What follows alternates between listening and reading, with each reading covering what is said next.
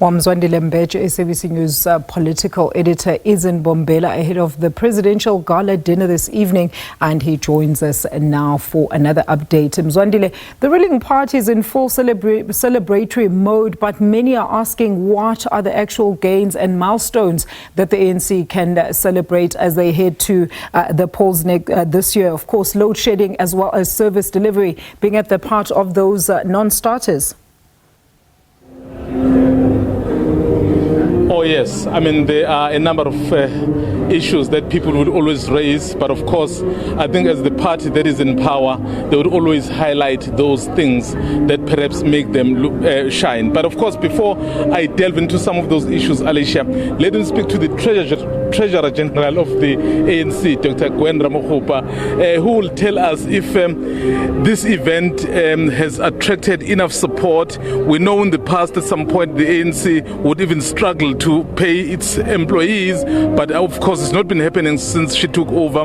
So we have an event here, Dr. Ramokgopa. So is it fully attended or you're struggling? We haven't started.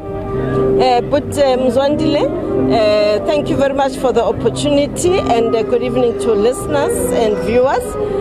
Indeed, this is one of our traditional dinners that come on the eve of the January 8th. This time is the 112th January 8th. An anniversary that looks back on the contribution of the ANC to the advancement of the people of South Africa, particularly the freedom that we celebrate, democratic gains, and also to take lessons from the challenges that we've had and be inspired by the opportunities that are there. Your question, whether this event will be successful, this event is sold out.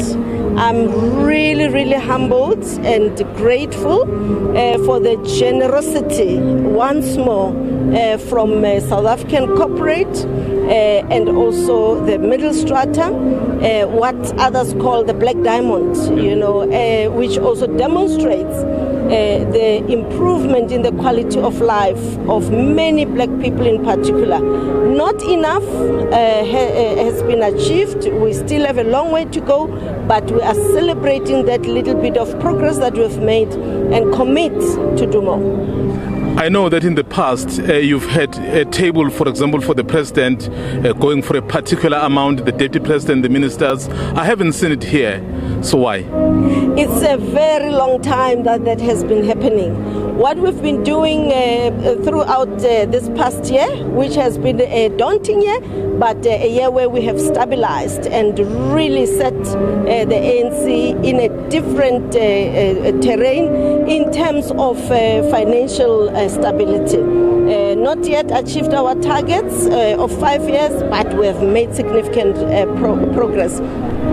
Does the ANC currently have enough money to fight this election? It's one of the mostly contested elections. Watch our program.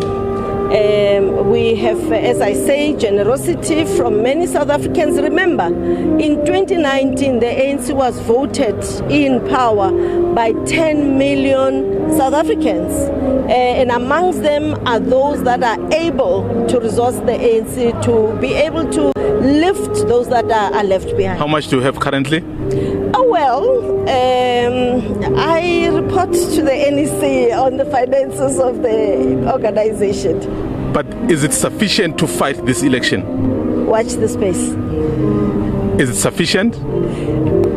Watch the space. We are going to run a formidable campaign, but with humility as well, but confidence that South Africa is a better country at the helm being the African National Congress. Are you not worried about MK Party?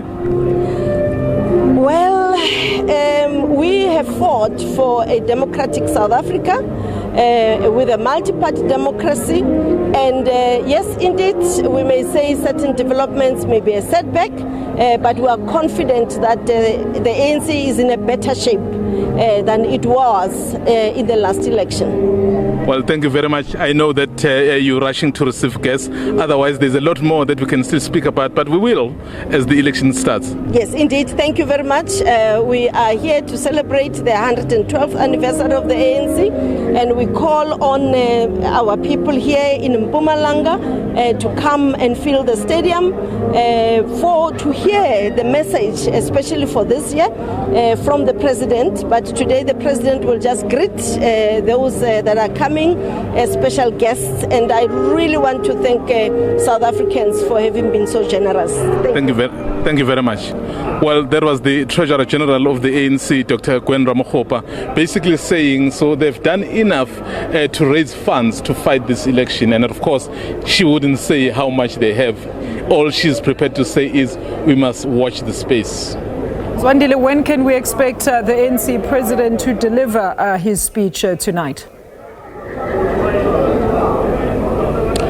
I think one of the reasons, Alicia, we had to let her go because we are told the president is on his way, and together with the deputy president. So, which basically tells you that the event is about to start.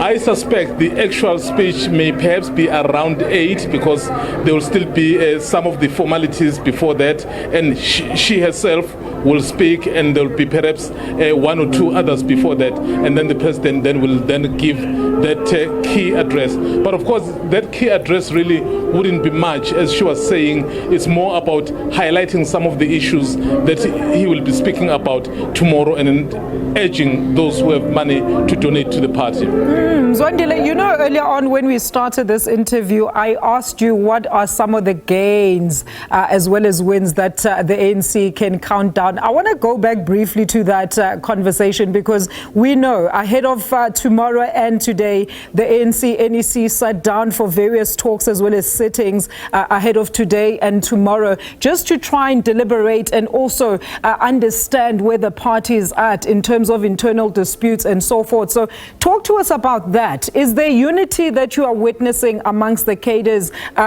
tonight particularly? I know that tomorrow it's still a celebration, so not much can be spoken about. We know that there's issues of course, the SG Fikile Mbalula also having made those damning, of course, sayings out in the media. So talk to us about some of those. When can we actually get clarity on some of these issues that have come up when the NEC has been sitting down in various of those talks?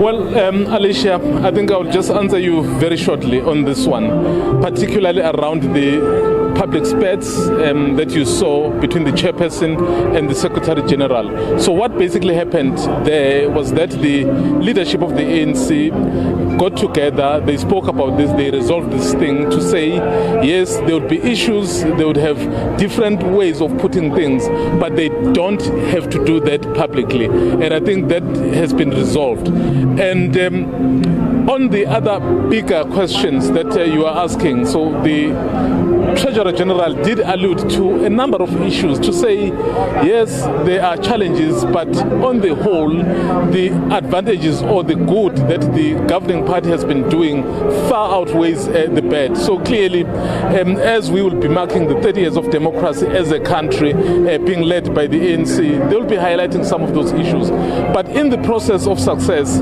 there would also be failures. Earlier, you spoke about issues of load shedding, unemployment, and in some instances, lack of service delivery. So those are all the issues really that the ANC will have to look at. But what will be important, outside of actually the general aid statement for me, is when they unveil their election manifesto in Durban on the 24th of February. What exactly are they going to say to South Africans?